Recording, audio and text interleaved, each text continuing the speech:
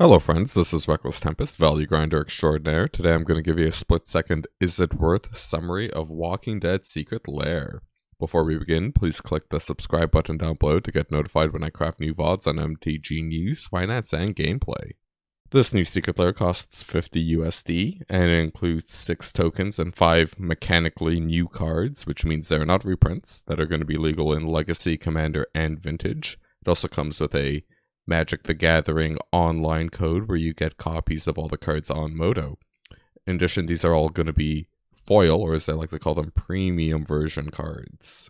Also, unlike other Secret Lairs, this is going to be available to order from October 4th to October 12th. Whereas normally a Secret Lair is available for 1 day, sometimes 2, this is available for many, many more. Because the Secret Lair has nothing but new cards in it outside of the tokens, it's actually going to be a really interesting opportunity on trying to figure out, is it worth it? Because it's going to be a lot harder to figure out the value of these cards because they aren't reprints, so we don't have old prices to look at and compare to and think about how far they'll go down. So instead, what I'm going to be doing is I'm going to be going over each card and trying to identify what formats it'll be good in. And then at the end of this, we're going to do just a wrap up and try to weigh all the factors of the card analysis and external factors such as, this being a limited drop with a very unique art style. First up, we have Rick, Steadfast Leader. He's a legendary human soldier for 2 white and 2 generic. When he enters the battlefield, you pick 2 of the 3 keywords for Strike, Vigilance, and Lifelink. Humans you control each have the chosen abilities. And as long as you have 4 or more humans you control get +2/+2. Alright, so let's just go over individually what formats it'll be good in and go from there. So I don't think this is vintage playable. I think there is a very, very, very minor chance maybe this might see Legacy play, but probably not. 4 mana spells are a lot to pay for. At the very least, it has 4 toughness. But in Commander, I think Rick has some viability. Not actually as a Commander, personally in my opinion. Mono White's kind of a weak color pairing to pick. And it's actually kind of hard to get a lot of good humans into a Rick deck. Just because a lot of the good humans are multicolored and spread across. So I see Rick having a lot of promise being slotted into Human Tribal. And Human Tribal, at least according to EDH Rec, is the 9th most popular tribe, so that's definitely got something going for it. So, in summary, I think Rick's gonna be a medium card. Definitely better than most in this product. Next up, we have Daryl, Hunter of Walkers. He's 2 generic, 1 red, 1 green for a 4/4 human archer. At the beginning of your upkeep, target opponent gets 3 zombie tokens. Tap, do 2 damage to target creature. And whenever a zombie an opponent controls dies, draw a card. Same as Rick. I don't see this being played in Vintage, and I see this having a 0 chance of seeing Legacy play. But in Modern, in Commander, I think you can make a pretty memesy Daryl deck, where you just give different opponents zombie tokens, kind of spread it out. They're going to have a hard time attacking into you because Daryl can just block and kill them and you'll get to draw a card. If you have another creature in play, it's an even worse proposition. Yeah, and you could definitely put in a lot of tricky cards in there to kill a lot of zombies to draw a lot of cards. Maybe something like Pyroclasm, Anger of the Gods, maybe fight cards, etc. There's a lot of different ways you could go about it. I think it'll be less good than Rick. I still think it'll see some play, maybe not a ton, but at least it's going to be different enough that people, might want to fool around and experiment with them. Next up, we have Glenn, the Voice of Calm. He's a 1/3 for 1 generic, 1 white, 1 blue, human advisor. Has Skulk, which means he can't be blocked by creatures with greater power. And whenever Glenn deals combat damage to a player, draw that many cards. I think like Rick, this will probably see play in human decks, maybe random Azorius decks. I don't see this card seeing Vintage play just because Monastery Mentor, Young Pyromancer give you way better payoffs for paying for 3 mana for a creature, or 2 in Young Pyromancer's case. Whereas this just draws you a card, Monastery Mentor just runs away with the game and wins it for you. In Legacy, there's maybe a very tiny chance there's like some Aether Vial human brew with Cavernous Souls you cobble up, but like having 3 toughness is pretty bad considering Rogue Dove is the best deck at the moment. I don't know, I'm kind of lower on Glenn than I am on Rick and Daryl, but I'm sure some people will try him out. If he was Demir instead of Azorius and was a rogue instead of an advisor, I'd be way higher on him, but that would obviously be a big flavor fail since I don't think the Voice of Calm is supposed to be some, conniving rogue. Michonne is 3 generic, 1 black, 1 green for 3/3. That when she comes into play, you make 2/2 zombie tokens. As long as she's equipped, she must be blocked if able. And whenever Michonne and at least 2 zombies attack, she gains it indestructible until end of turn. Pretty much like all these cards, I don't see this having vintage playability. In Legacy, maybe there's an outside chance it sees play in Nick Fit just because they kind of play random stuff, but Titania is probably going to be the better 5-drop of choice. And when it comes to Commander, she's honestly kind of weird considering there's some equipment synergy going on with her, but from what I can tell, Golgari decks aren't really high on equipment. If she was a Celestia card, it'd be way easier since White has things like Stoneforge Mystic, Open the Armory, etc. Steel Shaper's Gift. But kind of pros are like she's a very weird kind of like assassin commander in that she has a very bad version of Provoke.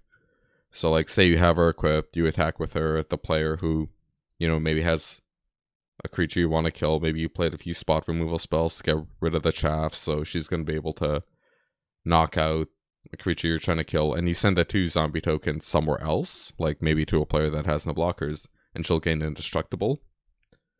7 power, 7 toughness is kind of a lot. There's some zombie synergy with her. Like, there's a lot of moving parts with Michonne, but I just don't see how they come together in a plan. Either, like, I don't see what kind of deck she could go into, and I don't know what kind of deck you could build to accommodate her either. Golgari's not going to necessarily be great for supporting the equipment aspect of her. There's a lot of stuff they can do with zombies at least, so I'm probably going to grade her lower than Daryl and Rick, but higher than Glenn at least. Lastly, we have Negan the Cold-Blooded. He's 2 generic, 1 red, 1 white, 1 black for a 4/3 human rogue. When Negan enters the battlefield, you and target opponent each secretly choose a creature that player controls. Then those choices are revealed, and that player sacrifices those creatures. Whenever an opponent sacrifices a creature, you create a treasure token. This card's unplayable in Vintage and Legacy, but I think this is actually going to be an excellent Mardu commander. Just because if you actually look at the commanders in Mardu, they're all very narrow and niche and kind of demand specific decks built around them. At least the top ones, right? Like Edgar Markov, Vampire Tribal, Kalia, the Dragon, Angel, Demon, etc., etc. And Negan actually lends himself more to just generic gameplay, but also I think commanders that can kill other commanders are super good. I think there's a lot of moving parts with Negan, which means there's going to be a lot of different ways you could build him.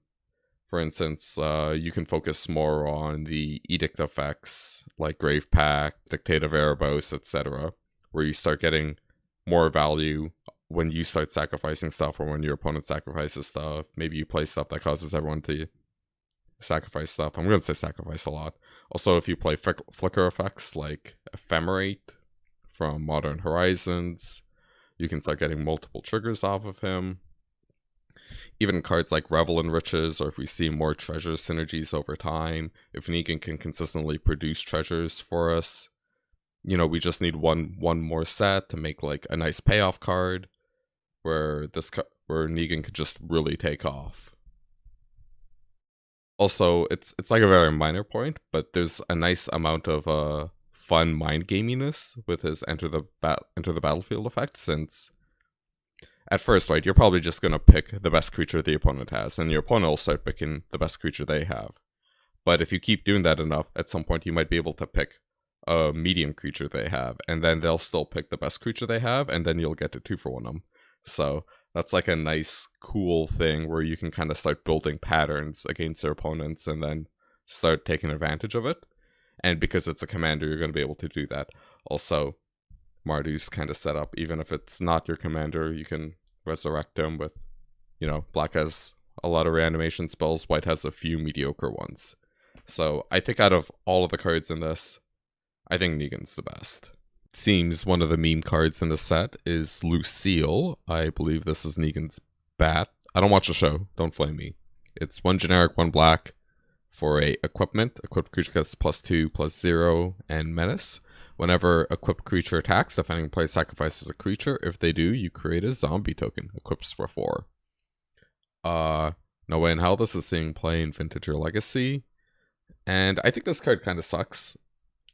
4 mana to equip is just way too high in my opinion, but I don't know, it's got some nice synergy with Negan at the very least. But yeah, I don't think this will make your Negan deck outside of, you know, memesy, flavory fun. Lastly, let's go over the tokens super quick. We got 5 zombies and 1 treasure. The product went up while I was making this VOD, so we got some updated information.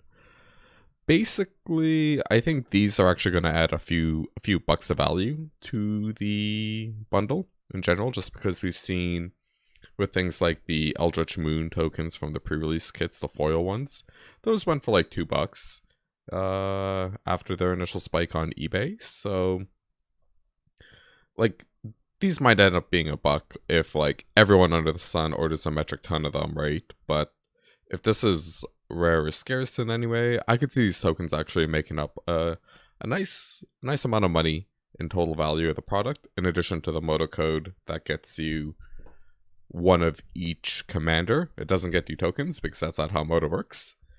But yeah, I think there's also like, yeah, this nice little side value is pretty sweet. Now to answer the video's question, is it worth it? So we've got, out of the 5 creatures in the product, we've got 3 that I think are going to be pretty good in commander. Glenn will be like mediocre. Michonne I think is a cool card. I just don't think she has a good home.